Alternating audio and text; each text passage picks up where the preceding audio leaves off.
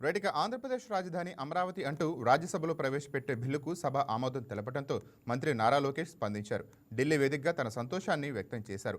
ఉమ్మడి ఆంధ్రప్రదేశ్ విభజన తరువాత రాజధాని లేని రాష్ట్రంగా ఏపీ మిగిలిందని మంత్రి నారా లోకేష్ అన్నారు. రాజధానిగా అమరావతిని సీఎం చంద్రబాబు నాయుడు ఎంపిక చేశారని గుర్తు చేశారు.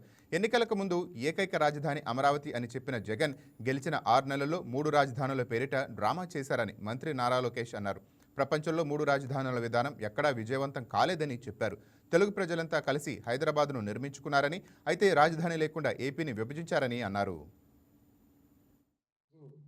చరిత్రలో నిలబడే రోజు ఈరోజు ఆంధ్ర రాష్ట్రంలో 5 కోట్ల ఆంధ్రులు గెలిచిన రోజు, అమరావతి రైతులు గెలిచిన రోజు, అమరావతిలో ఉన్న మహిళలు గెలిచిన రోజు. మీ అందరికి తెలుసు, ఆంధ్రులు అనేక ఇబ్బందులు ఎదుర్కొన్నారు. ముందల మనందరం మెడ్రాస్ స్టేట్లో మెడ్రాస్ రాజధానిగా ఉన్నాం.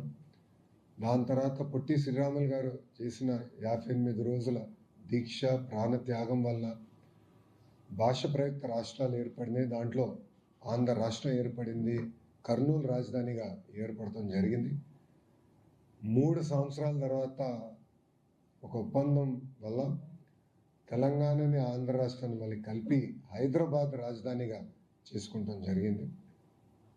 58 సంవత్సరాలు కష్టపడి చెమటోర్చి అటు తెలంగాణ ప్రజలు ఇటు ఆంధ్ర ప్రజలు కలిసికట్టుగా హైదరాబాద్ని అభివృద్ధి చేసుకుంటే ఒక చీకటి రోజు పార్లమెంట్లో ఎలాంటి చర్చ జరగకుండా టీవీలు కట్టేసి తలుపులు వేసి ఆ రోజు ఆంధ్ర రాష్ట్రాన్ని విభజిస్తాం జరిగింది. ఆనాడు చాలా స్పష్టంగా గౌరవ ముఖ్యమంత్రి చంద్రబాబు నాయుడు గారు ఆనాడు ప్రతిపక్ష నేతగా ఉన్నప్పుడు 2 ప్రాంతాలకి మీరు న్యాయం చేయాలి, న్యాయం చేసి ముందరికెళ్ళండి, లేదంటే విభజన వల్ల ఒక ప్రాంతానికి అడ్వాంటేజ్ వచ్చినా ఇంకో ప్రాంతం చాలా తీవ్రంగా నష్టపోతుందని చెప్తాం జరిగింది. అయినా కూడా వినకుండా ఆంధ్ర రాష్ట్రాన్ని విభజిస్తాం జరిగింది.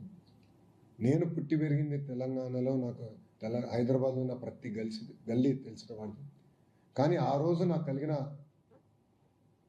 కలిగింది ఏంటంటే కట్టుబట్టలతో మెడబట్టి బయటికి గెంటేశారని ఒక బాధ, ఆవేదన వచ్చి. రాజధాని ఎక్కడ పెట్టాలో తెలియదు. కూర్చున్నాక ఒక సెక్రటేరియట్లో మన సెక్రటరీలు కూర్చున్నాక ప్లేస్ లేదు, అసెంబ్లీ సమావేశాలు వేసుకోవడానికి ప్లేస్ లేదు, హైకోర్టు లేదు. 10 సంవత్సరాలు హైదరాబాద్ మీ రాజధాని, దాని తర్వాత మీరు దారి మీరు ఎత్తుక్కోండి అని సింపుల్గా చెప్పేశారు. విభజన ఎంత దారుణంగా జరిగిందంటే షెడ్యూల్ 9, షెడ్యూల్ 10 సంస్థలు ఇప్పటికీ అటు తెలంగాణ రాష్ట్రం కానివ్వండి ఇటు ఆంధ్ర రాష్ట్రం తేల్చుకునే పరిస్థితి లేకుండా పోయింది.